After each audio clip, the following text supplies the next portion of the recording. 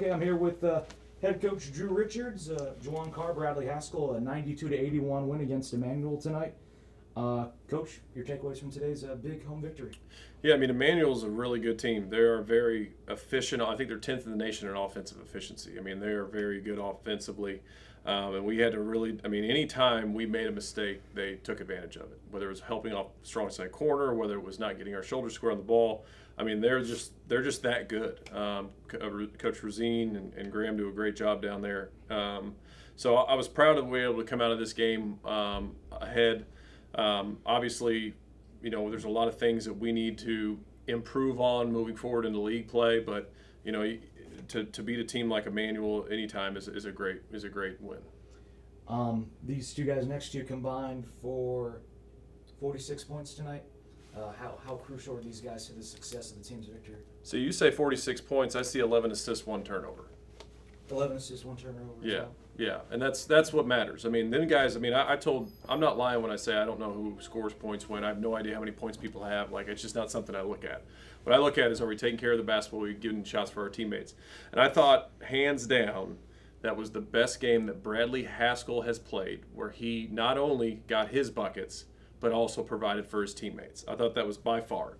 And a guy like Brad, if he shows that level of selflessness, which is one of our core values, it is contagious, and it spreads. And it makes those around him. And we had 22 assists as a team. That is a phenomenal stat. And that makes us better. So when Brad does that, I don't think anyone's ever said anything to Brad about getting his own bucket, but there's times when he makes kicks and makes the reads and makes plays for his teammates that makes us a better team.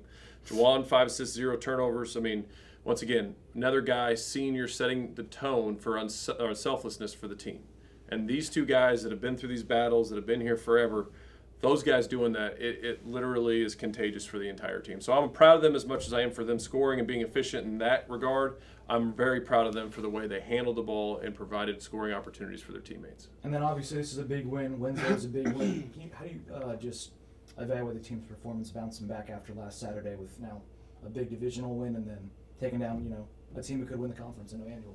Yeah, we're taking steps in the right direction. We still got a lot of things we got to get better at. We got a lot of things we got to improve on. That's what I said in the locker room, man. I don't want to take away how proud I am of us doing what we did on Wednesday and then not having a letdown coming into today. I think that shows a little bit of maturity.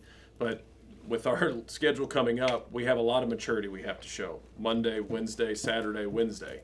So it's tomorrow coming back, and maybe it's not going to be the most physical practice in the world, but can we get away from tonight, take care of our bodies, be checked in mentally when we come to the gym tomorrow to improve and get ready for a very talented Francis Marion team. Brad, coach is giving you high praise tonight. 6 assists, 1 turnover, but you said 29 points, 7 of 8 from the line. I know you wanted that 30-piece, but 6 of 10 from 3. How important were some of those shots today? Obviously, a handful of you guys did a lot of the heavy lifting on the scoring end, but how important was it for you guys to obviously set the tone? Well, just my teammates, when they drove, the defense collapsed every time, so we just talked about just being ready for the kickouts, and I was just happened to be open. I just knocked it in, And then back-to-back wins against Emmanuel. Obviously, last time around was for the conference championship. But, when you play good teams, how rewarding is it, to have games like this, and then obviously the outcome is a green light for you guys? Yeah, it felt good to win, but we just knew that we had to get out to a good start because how good offensively they are. So we couldn't dig ourselves in a hole and then try to get out of it. So just getting out early, getting good shots, and getting defensive stops, that's what kind of made everything go.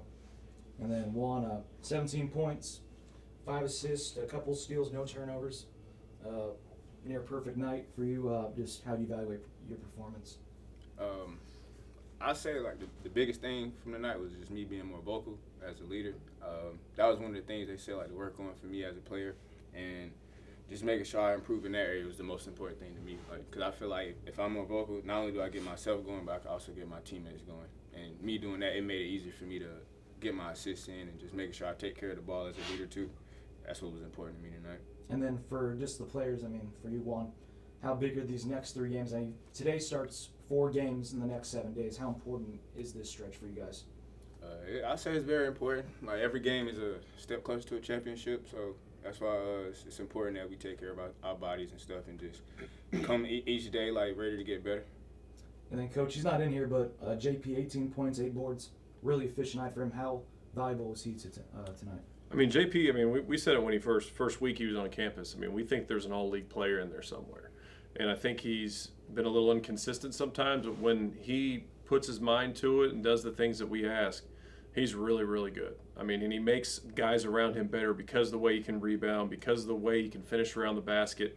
And he can step out and knock some threes in, too, every once in a while, or mid-range jump shots. So when he's locked in mentally, he is as good as we've had in that position. So we hope that he can string performances together, and that's the big step for him now is, can I be consistent in my play? Can I continue to sprint the floor? Can I continue to rebound and defend? Because when he's locked in defensively, it makes us a lot better because he's very mobile and he's very athletic. So JP has been taking positive steps, but like the whole team, he's got to continue to put positive steps together, string together improvement, and that'll pay dividends for him and us down the stretch of the season. And then Battle of I-95 on Monday. Yeah, quick turnaround, 48 hours. That's fun. No, I mean, Francis, like I said, Francis is very talented, and we've got to be prepared, and that's the big step for us is can we be prepared mentally and can we recover physically from a very tough fought game tonight to step in and put on the boxing gloves again for another tough matchup. Coach Richards, it seemed like you went kind of deep early on in the first half. Was that kind of intentional going into the game? It wasn't intentional. It's just everyone had fouls. I'm pretty sure everyone on our team had 2 or 3 fouls, so we had to. And that's the thing that we have some guys that have to be prepared for that. And I think we've had some guys that have been prepared and not prepared. Like, you never know when your number's going to be called. Like Brad's freshman year, there were times when he had no idea how much he was going to play. But like at Erskine, when Tyrell Kirk rolls his ankle in the first 30 seconds, Bradley Haskell has to play 28 minutes that game, and Brad produces because Brad was ready. We have some guys right now that maybe check out mentally, and they don't know, maybe I not played, but if they're not checked in mentally and they go in the game, it is catastrophic to our flow and our momentum sometimes. So now I'm not saying that's all the time, but sometimes. So those guys need to be prepared because you never know when your opportunity is going to be called. And we had some guys that had their numbers called early or in the first half today. But the amount of games played in the next 7 days, could that be a use more, like going deeper a little bit more? Yeah, I mean, I think we have to. I mean, we didn't have anybody. We had one guy play 30 minutes tonight. 2 guys play over 30 minutes tonight. Everybody else was 26 or less. So I think that's positive. I think that, I mean, especially in a hard-fought game, so there is a little bit of bright side of the foul trouble, I guess. But, yeah, I mean, a lot of it is taking care of your body because it's going to be night in, night out, essentially. I feel like we're playing an NBA schedule right now. Not a lot of practice, a lot of focus and prep, and then we got to be ready to tie it up again. So a lot of it is taking care of our bodies, making sure we're getting good sleep and eating habits and things like that over these next 7 days to make sure we stay locked in. That's it. Thank you, guys. Thank you.